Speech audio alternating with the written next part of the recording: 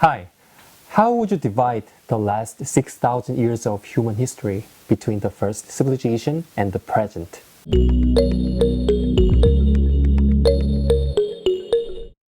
Periodization of world history can differ according to ideas and perspectives that we value.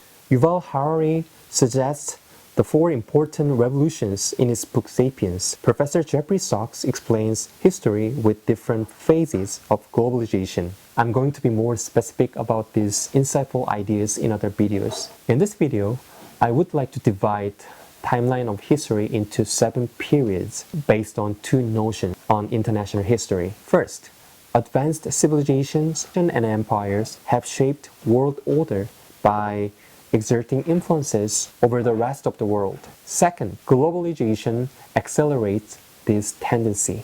Although my YouTube channel is going to be more about miners history, this series of world history overview is going to mainly cover the major players as an introduction to context of world history.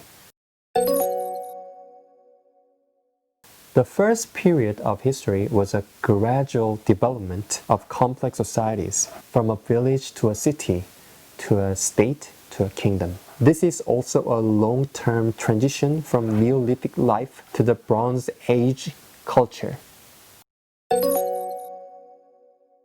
In the second period, early empires appeared. Some of them achieved massive territorial expansion, but their influence was limited in contrast to those of later periods. That's mostly because of ancient status of population, governance, and technology. Imperial impact evolved into a more cosmopolitan vision in the third period. Empires not only accomplished continental unification, but also disseminated ideas and culture across Europe, the Middle East, and China.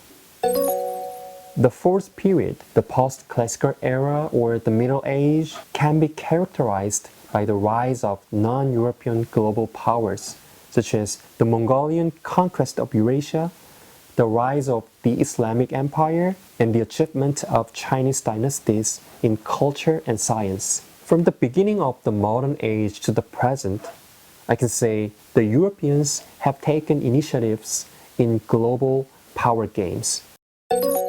In the early modern period, they began the sea-based global exploration. Their maritime discoveries empowered them to lead global trade. This leads to the expansion of colonization and slave trade.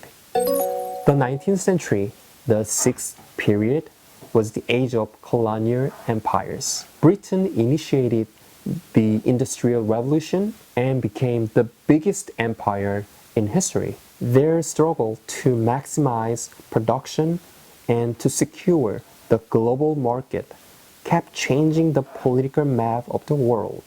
Finally, I would like to call the period to which we belong the age of globalization. This is not because globalization exclusively occurs these days, but because it becomes an essential circumstance that affects everyone on this planet.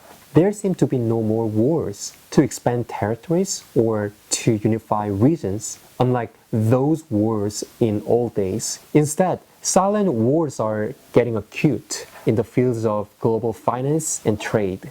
How do you think about it? Please leave your comment on this. Thank you for watching.